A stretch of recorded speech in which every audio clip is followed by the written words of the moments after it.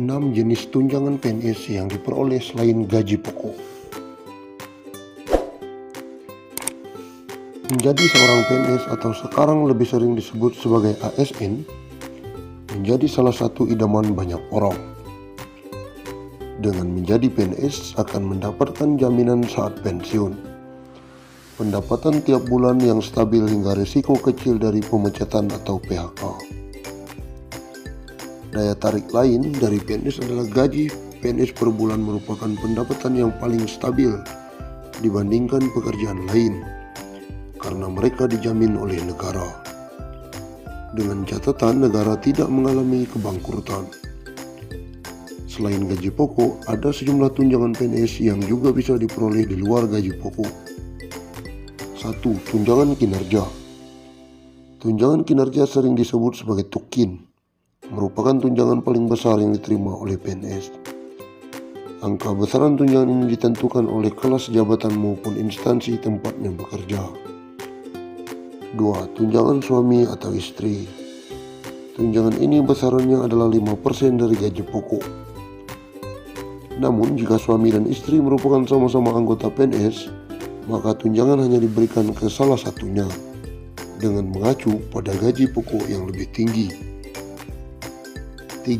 Tunjangan anak.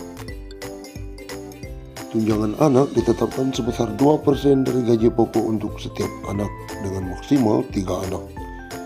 Syarat agar bisa mendapatkan tunjangan ini adalah anak harus berusia kurang dari 18 tahun dan belum menikah serta tidak memiliki penghasilan sendiri. 4. Tunjangan makan. Besaran tunjangan makan PNS adalah sebagai berikut. Golongan 1 dan 2 35.000 per hari. Golongan 3 37.000 per hari. Golongan 4 41.000 per hari. 5. Tunjangan jabatan. Tunjangan ini hanya diterima PNS yang memiliki posisi tertentu atau berada pada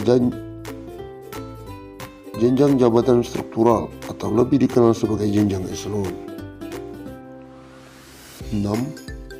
Tunjangan perjalanan dinas. Setiap melakukan perjalanan dinas, PNS akan mendapatkan uang saku dengan komponen berupa uang harian.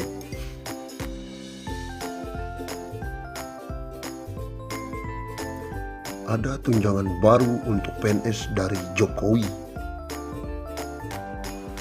Presiden Joko Widodo atau Jokowi menetapkan peraturan yang berisi tentang besaran tunjangan jabatan fungsional bagi aparatur sipil negara atau ASN atau pegawai negeri sipil, widya prada dan PNS yang diangkat dalam jabatan fungsional pengelola ekosistem laut dan pesisir.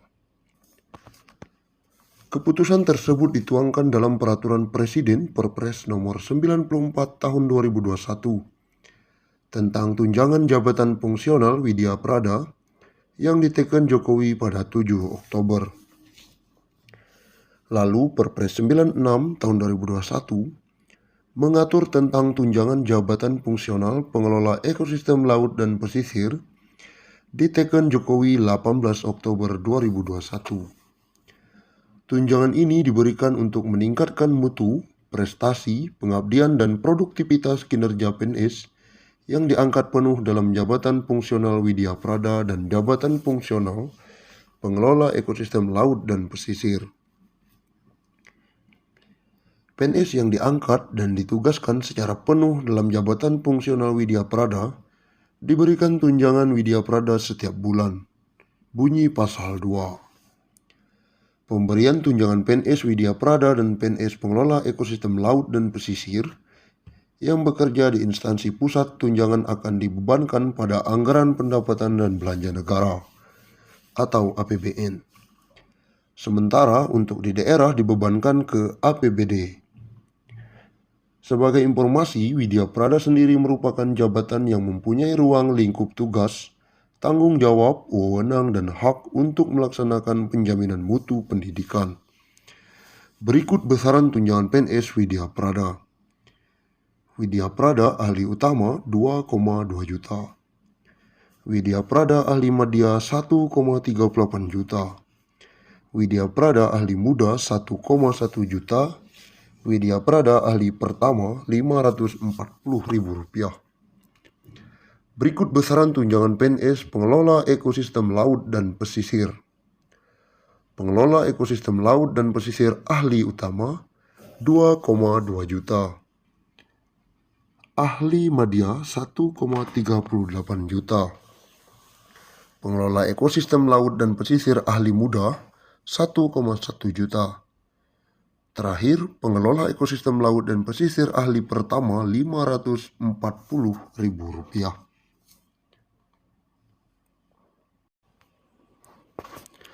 Ada perubahan sistem gaji PNS di 2022. Rencana kenaikan gaji pokok pegawai negeri sipil ramai diperbincangkan. Terutama sudah beberapa tahun gaji para abdi negara tidak naik. Kenaikan gaji PNS terakhir kali dilakukan pada tahun 2019 yang diumumkan langsung oleh Presiden Joko Widodo saat nota keuangan pada Agustus 2018. Artinya sudah 2 tahun gaji PNS tidak naik. Wacana kenaikan gaji ini tidak tercantum dalam dokumen kerangka ekonomi makro dan pokok-pokok kebijaksanaan fiskal tahun 2022.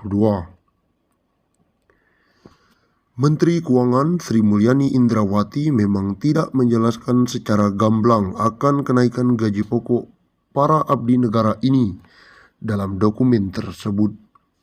Sebab pengumuman tentang hal seperti ini biasanya dilakukan oleh kepala negara.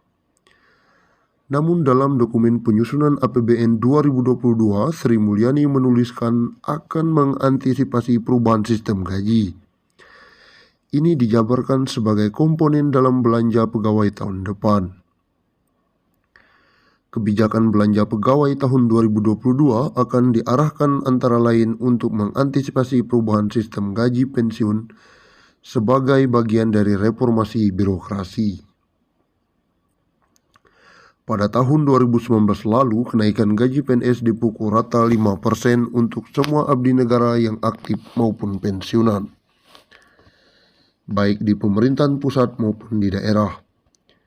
Saat itu, Kementerian Keuangan selaku bendahara negara pun mengaku telah menyiapkan alokasi anggaran untuk kenaikan gaji pokok tersebut.